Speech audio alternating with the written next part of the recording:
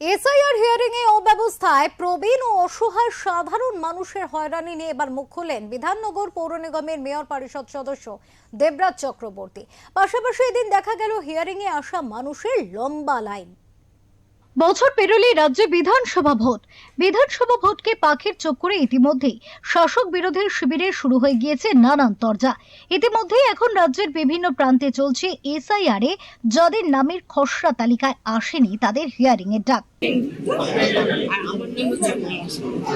না মানে পরিবারে কার কার নাম আসেনি আপনার একা?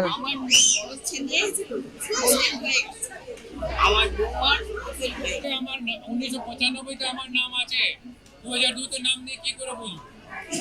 ভোট তো লাগাতে দিয়েছে, আমার তো ভাড়া বাড়ি আছে, কোনোদিন এদিকে কোনোদিন ওদিকে থাকতে থাকে। কি অসুবিধার সম্মুখীন হচ্ছে? কি অসুবিধা হচ্ছে? অসুবিধা তো এটাই আছে, কবে থেকে দাঁড়িয়ে রয়েছে এখন পর্যন্ত কিছু নেই। এটা যখন নেওয়ার ছিল তখন আবার নিচ্ছে, যখন ফর্মটা জমা দিয়েছে তখনই নিয়ে নেওয়া উচিত ছিল ডকুমেন্টটা। মানুষের সময়ের কোনো দাম নেই, মানুষের দামই মনে হচ্ছে না।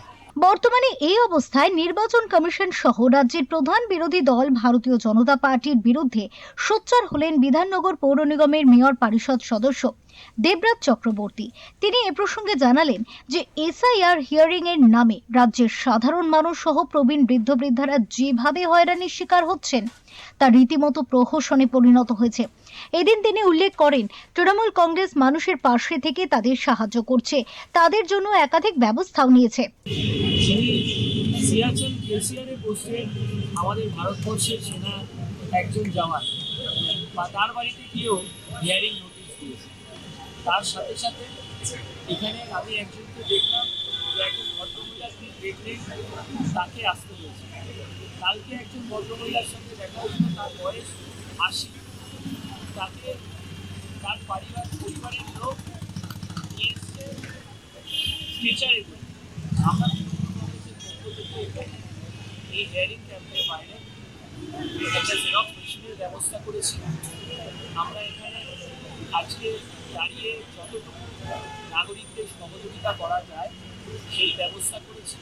আমরা হুইলচেয়ারের ব্যবস্থা করেছি, পানীয় জলের ব্যবস্থা করেছি এবং যতদিন এই হিয়ারিং প্রসেস চলবে আমরা সকলে মিলে এখানে থেকে তৃণমূল কংগ্রেসের সর্বস্তরের কর্মীরা, সর্বভারতীয় তৃণমূল কংগ্রেসের সাধারণ সম্পাদক অভিষেক বন্দ্যোপাধ্যায়ের নির্দেশ অনুসারে, আমাদের জননেত্রী মমতা বন্দ্যোপাধ্যায়ের নির্দেশ অনুসারে, আমাদের বিধায়ক অর্জনের সহযোগিতা নিয়ে আমরা এখানে প্রত্যেকে সকালে 9টা থেকে যতক্ষণ ক্যাম্প চলবে আমরা নিজেরা থাকবো। তাদের যা যা সহযোগিতা দরকার আমরা নিজেরা এবং যদি কোনো প্রয়োজন থাকে তারা যদি যোগাযোগ করে, যারা বাইরে আছেন কিংবা বাড়িতে কেউ নেই তাদেরকে এখানে আনতে হবে, সেটাও কিন্তু আমরা বাড়ি থেকে আনতে হবে। আগামী দিনে নির্বাচন কমিশন সহ ভারতীয় জনতা পার্টির সমস্ত নেতাদের জবাবদিহি করতে হবে।